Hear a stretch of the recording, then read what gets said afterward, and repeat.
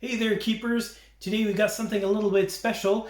We had a teacher from England reach out, and their class of grades 5 and 6 have some questions about lighthouses in general and what it's like to be a lighthouse keeper. So if you have some questions, this is a really great opportunity that maybe your questions will be answered in this video. My name is Spence, and I am a modern day lighthouse keeper. So this video is for you, Miss Bacon, and your class, Fardings. So let's jump into some of the general questions that her students have. What are lighthouses for? Lighthouses help to guide people on the water into port or to avoid dangerous objects that are in the water that aren't easily noticeable. They're important because these big structures help to ensure the safety of people on the water. Do they have Wi-Fi?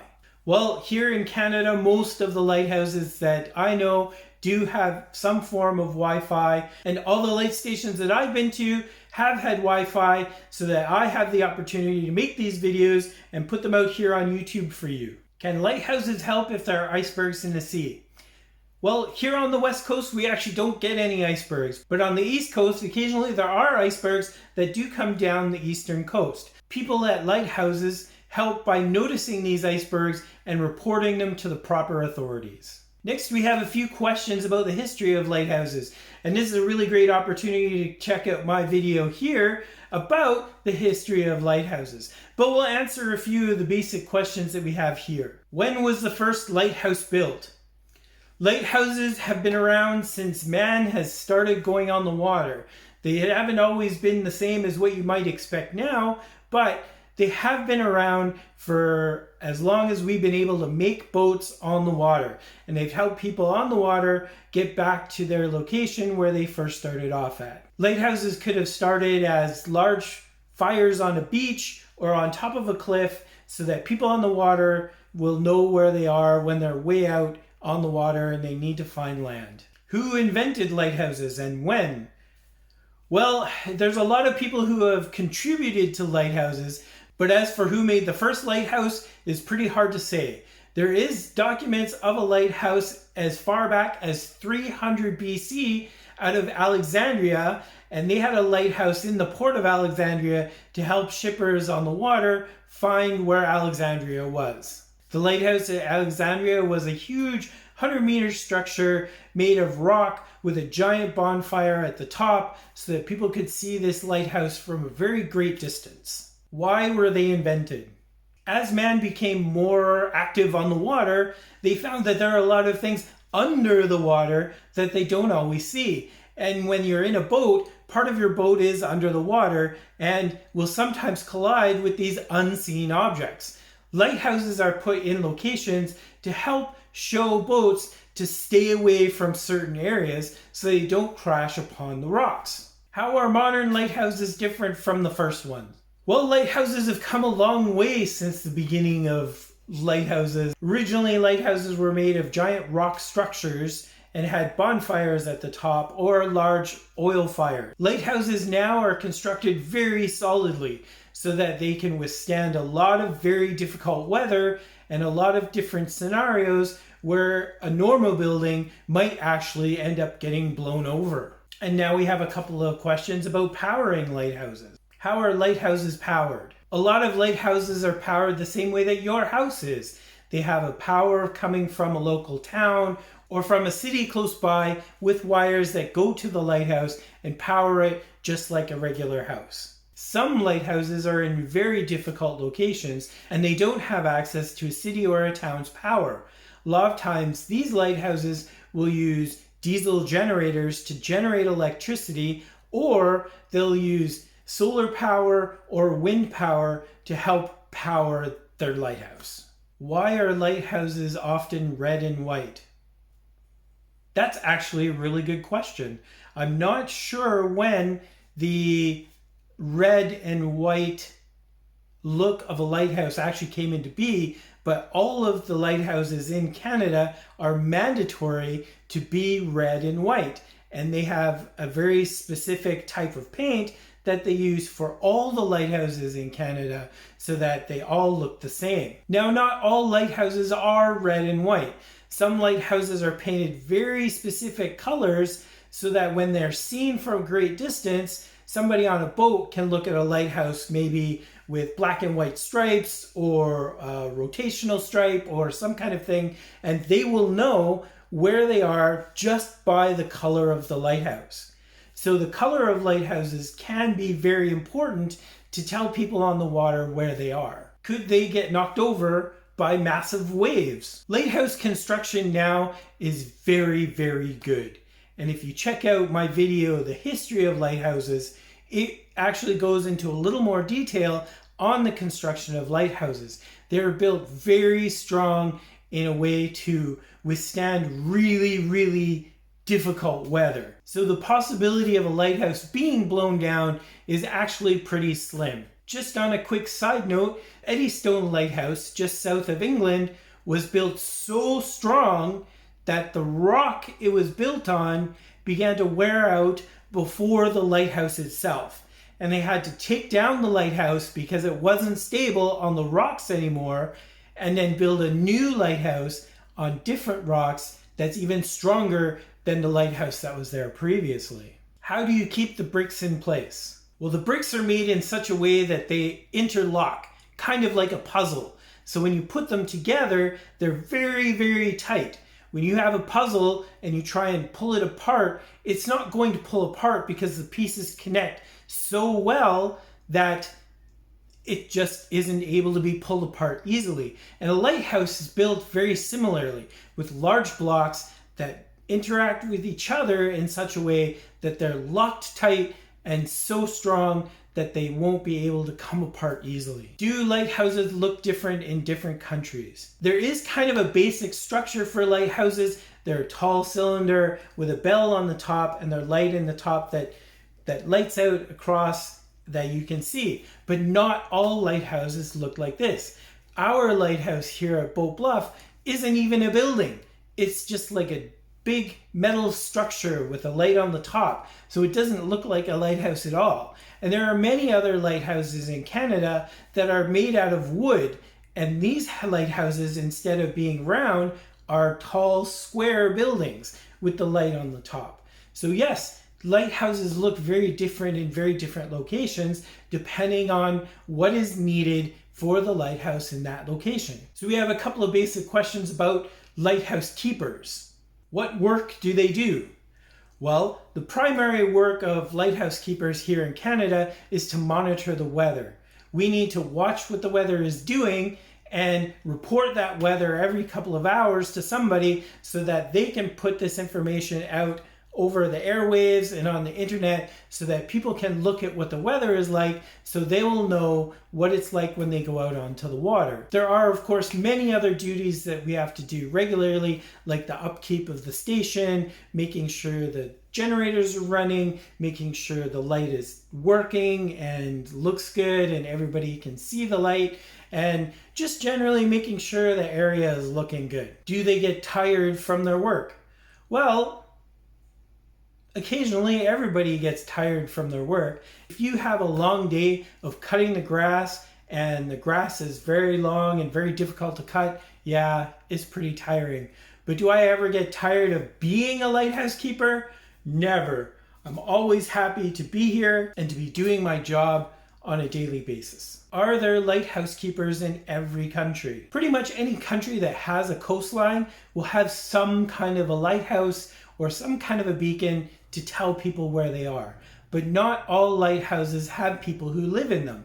There are still many countries out there that do have lighthouse keepers, but there are also countries like England that they have gotten rid of all the lighthouse keepers, and now they just have an automated beacon in the lighthouse instead of having somebody there regularly.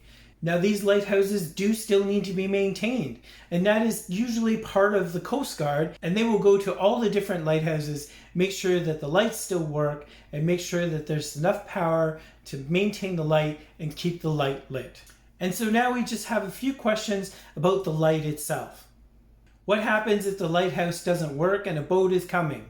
Well, nowadays there's a lot of things to help boats to navigate waters, including radar and sonar that help guide boats in their navigation.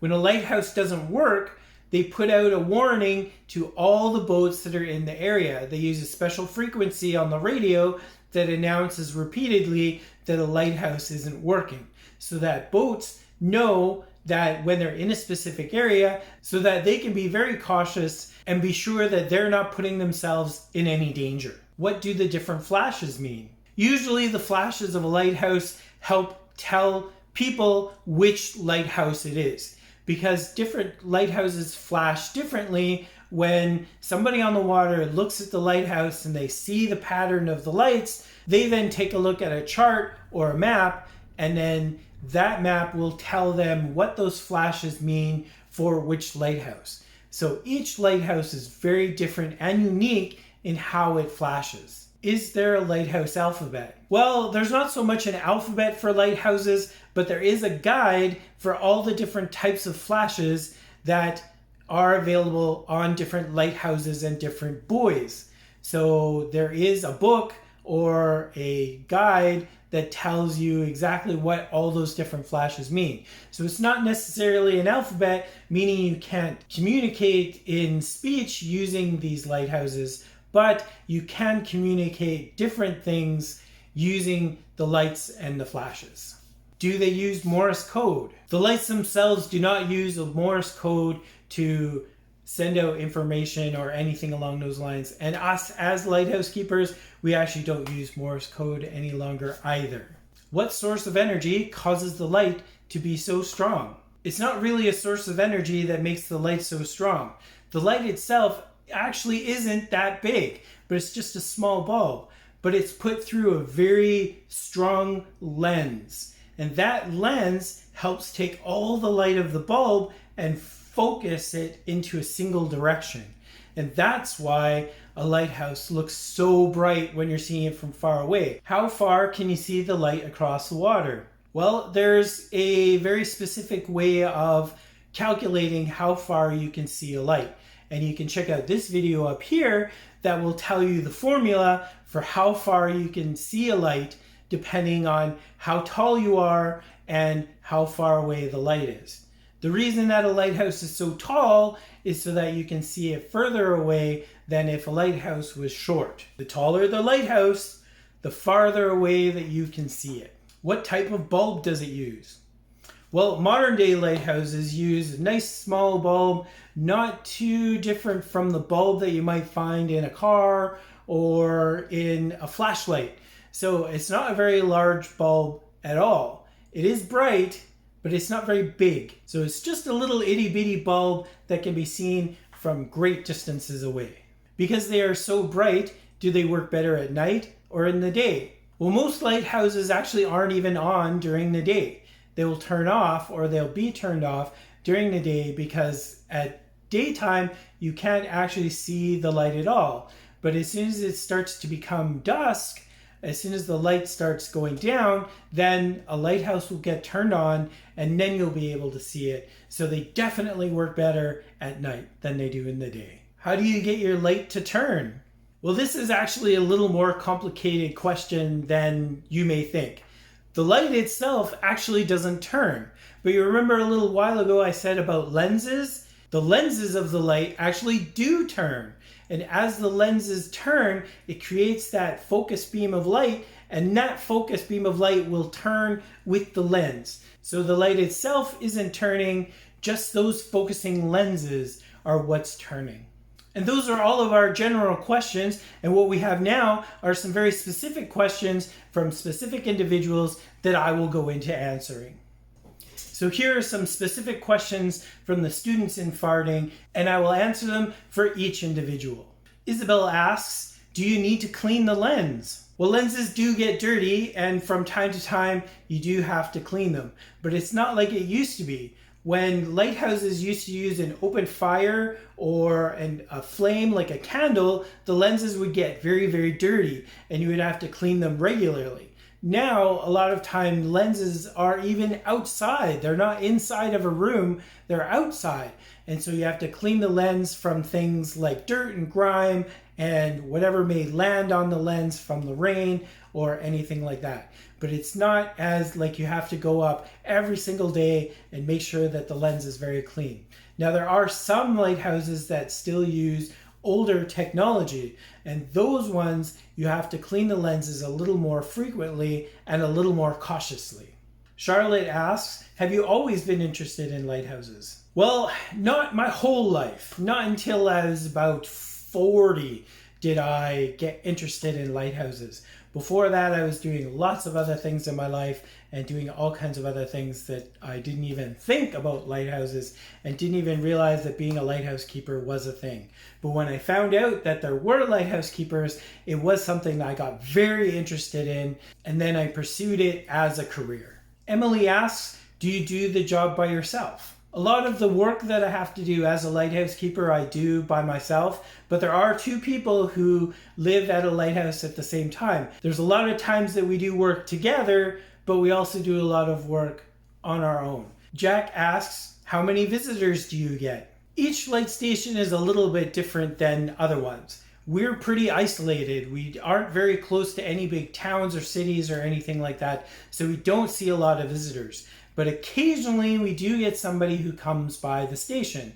So sometimes we get a helicopter that comes in with visitors, and sometimes we get boats that come in with visitors. Now, each time that we do get a visitor, they come to the station, we have them sign a guest book, and then we show them around and just let them know what it's like at a lighthouse. Kelsey asks, do you get lonely? Well, I miss my wife, but eventually we hope to have her as a lighthouse keeper as well, so that we can both work in a lighthouse together. But right now, unfortunately, my wife doesn't live with me, and I do miss her from time to time, but I'm not so lonely that I sit around being unhappy all the time. Nicholas asks, when you travel, do you travel by boat? And if so, does the lighthouse help you tell you where you need to go? So occasionally we may leave the light station in a boat, but not all that often. And if we do leave the light station in a boat, we would usually go out during the day, in which case we don't need the lighthouse to tell us where we need to go. Most of the time, if we do our travel, we travel by helicopter. So when we go to the station, we get flown in on the helicopter, and then when we leave the station, we fly out on the helicopter. Lily says, you seem to walk around the station a lot. Don't you get tired? Well, living in a lighthouse and living in a station like this, there's not a lot of places for you to go. So if you want to get some exercise, it's actually really good for you to walk around. It helps keep you exercised and it helps keep you in good shape so that you can do your job. Rex asks, what makes lighthouses heritage buildings? Becoming a heritage building is something that has to do with the government. And when you have an old building or a structure that's been around for a long time, you can apply to the government for heritage status. And all of the lighthouses in Canada have been given this heritage status so that these lighthouses can't be torn down and have to be kept up to date and looking good for everybody to enjoy. Rex also asks, what would happen if you didn't report the weather? Well, if I missed my weather, if I missed one of my reportings, then the people who get the weather will call me. They'll call me on the radio, and if they don't get me on the radio, then they'll try a different radio. If they don't get me on that radio, they'll try a special phone, and they will do everything that they can to get a hold of me to make sure that I'm okay. Because if you don't report your weather, it could mean that something happened or somebody was hurt, and they will make sure that that's not what happened. So it's very important that you report your weather every time that you have to make a report. Dora asks, when did you first want to become a lighthouse keeper? Well, I first wanted to be a lighthouse keeper about 10 years ago, but there was a whole bunch of things that happened to me that I wasn't able to become a lighthouse keeper right away. I was eventually able to put in my application, and when my application was accepted, I then became a lighthouse keeper. Dora also asks, how did you train to be a lighthouse keeper? Well, most of your training is done when you're on the station. So you get trained by whoever the main lighthouse keeper is at the station, and they will teach you all the different things that you need to know about that lighthouse and what you need to do to be a lighthouse keeper. Gracie asks, how many lighthouses have you been to, and what is the strangest animal that you've seen while you were at a lighthouse? Well, as it happens, I've only been to 2 lighthouses, and I really like both of them. I would love to see more lighthouses, but I've been assigned to this current lighthouse and I haven't been able to leave here since I started. As for animals, you can check out this video here that actually videos a lot of the different animals that I've seen while I've been on station. One of the coolest ones that I've seen are several wolves who were playing together on the helicopter pad just outside of my house. Now that's not something that you see every day. Logan asks, how hard is it for you to check and record the weather? Well, learning how to record the weather does take a little bit of effort, but once you get the idea, then it's actually not that hard. The thing about weather is it's different all year round. What you see in the spring and what you see in the fall are very different, as well as what you see in the summer and in the winter. So as a lighthouse keeper, you need to understand all the seasons and all the different types of weather that you could see during a whole year. And then reporting the weather is fairly simple. You just use special codes and you write them down in a book, and then you keep that book on the station for whenever Environment Canada wants to come and take a look at what the weather was like at your station. Aaron asks, is it fun to be a lighthouse keeper or is it boring? Does automation do everything for you, or are there still things that you have to do? Well, Aaron, I think it's fun to be a lighthouse keeper, but I can understand that not everybody would be up to the task. I enjoy the job and I enjoy the isolation myself because I like being out with nature and I like being away from all the things that you would get in the city. Automation has taken a lot of the things that a lightkeeper has had to do away from them, but there's still plenty of things that you have to do every day. You still have to make sure that your engines are running properly. You still have to make sure that the grass is cut. You still have to make sure that the buildings are in good shape. And so there's still a lot of work that you have to do on a daily basis. Luke asks, do you see lots of different animals in the sea and the air? Because we live in the wilderness and very far away from the city, there are plenty of different animals that we see regularly that you wouldn't normally see when you're in the city. We sometimes have bears, we have wolves, we have mink, we have all kinds of different birds and deer and whales and dolphins and all sorts of things that you wouldn't regularly see when you live in the city. James W. asks, how often do you check the light in the lighthouse? Well, James, actually you check the light every day. When I wake up first thing in the morning, I look out the window to make sure that the light is on. And then as it gets darker, I also look out the window and make sure that the light comes on before I go to sleep. So Isabella has a whole bunch of questions here for us. How does being a lighthouse keeper affect your daily life? How early do you have to wake up? How dangerous is it being a lighthouse keeper? Do you get to see your family a lot being a lighthouse keeper? How often do you have to move from one lighthouse to another? Well, Isabella, let me tackle those one at a time. The biggest way that being a lighthouse keeper affects my daily life is that I'm very far from everybody else. I live in a place where there are no other people, so I don't actually see people regularly, if at all. I can't go to the corner store and buy a drink, or I can't just go to the mall if I feel like going to the mall. I have to stay at my station and I can't leave unless I go on vacation. So that's a fairly big effect on your daily life. As a lighthouse keeper in Canada, there are 2 different shifts. There's a morning shift and an afternoon shift. The morning shift has to get up early, very early, like 3 a.m. early, because you have to make your very first weather report by 3:30. The afternoon shift isn't so bad because the last weather report that they have to report is at 9:30. So it's actually not that late. So they can sleep in a little bit and they don't have to stay up very late for their shift. Being a lighthouse keeper isn't really any more dangerous than being a school teacher or anything else that you might have to do inside of a building. The only difference is we live close to the water. And of course, living close to the water brings its own type of dangers, as well as living in a forest also brings certain dangers. But it's not really what I would ever consider dangerous. It's not like mountain climbing, it's not like deep sea diving, it's not like a lot of other things that end up being very, very dangerous. It's just like living in a place where there are no people.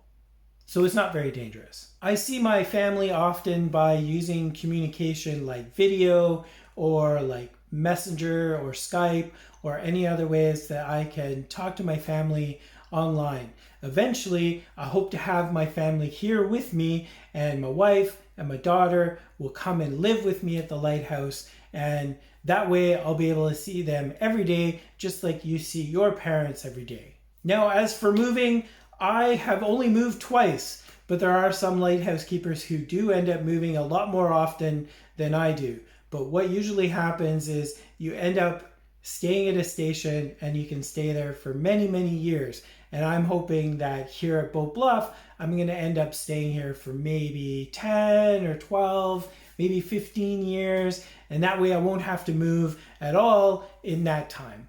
Mia N asks, does it ever become boring to be a lighthouse keeper? Well, like everybody, it just depends on how you handle your time. I have a lot of hobbies. There's a lot of things I like to do. I build model cars, I like to read, I like to do stuff on the computer, I create videos for you guys. All these things take up time, and that's time that means that I'm not bored. So it's very easy to get bored if you don't fill your time with all kinds of things, but there's a lot of lighthouse keepers who have a lot of different hobbies, and generally they don't find it gets boring, and I definitely don't find that it ever gets boring. Harry asks, how long have you been a lighthouse keeper? Well, I've been a lighthouse keeper now just over a year. So for myself, it hasn't been very long. But there's a lot of lighthouse keepers who have been doing this for 20 or 30 years. As a matter of fact, there's one lighthouse keeper who I know who was born on a lighthouse and has lived their whole life at a lighthouse. And he's now 50. So that's a long time to have spent at a lighthouse. James S. asks, how much power do you use? Well, we try and live very eco-friendly here. So we do a lot of things like we make sure lights are off. We try not to use the washer and dryer a lot, or use the dishwasher, or all these things that take up a lot of power. So we try and stay as economical as possible, because our power comes from engines that charge batteries, and we don't want to use up those batteries and have those batteries become non-functioning. So we do what we can to make sure that we don't use very much power. As for the light itself uses very, very little power. And so the light runs off of a couple of batteries which get charged regularly, and even if it wasn't getting charged, the light could run off those batteries for a very, very long time, like maybe up to a month, before those batteries need to be charged again. So the light itself actually uses very, very little power. Isla asks, how do you get to the lighthouse if it's on an island? Well, we get to all of our lighthouses with a helicopter. Every one of the stations has a helicopter pad, and so the helicopter comes, lands on the pad, lets you off, then he leaves, and you're on your lighthouse. Alicia asks, how do you get in a lighthouse if it's surrounded by water? Would the sea ever rise up above the doors? Well, Alicia, that's a really good question. Usually, those lighthouses are built very tall, and then at the very top, the top is very flat, where a helicopter can come and land on the top of the tower. Sometimes those lighthouses will have a small dock or a bit of rock that a boat can come and land if it really has to. But having a boat try to go to a lighthouse is actually very dangerous, because there are a lot of rocks and a lot of big waves, and it makes it very difficult for you to get out of a boat into a lighthouse. Now, these lighthouses that are way out in the water and they don't have a lot of land or anything around them, they're made in such a way so that they're tall enough that even when the sea rises, it doesn't rise up enough to get into the door. Now, if they do have really big waves that come over and splash against the side of the tower, then there are times where it may get wet inside.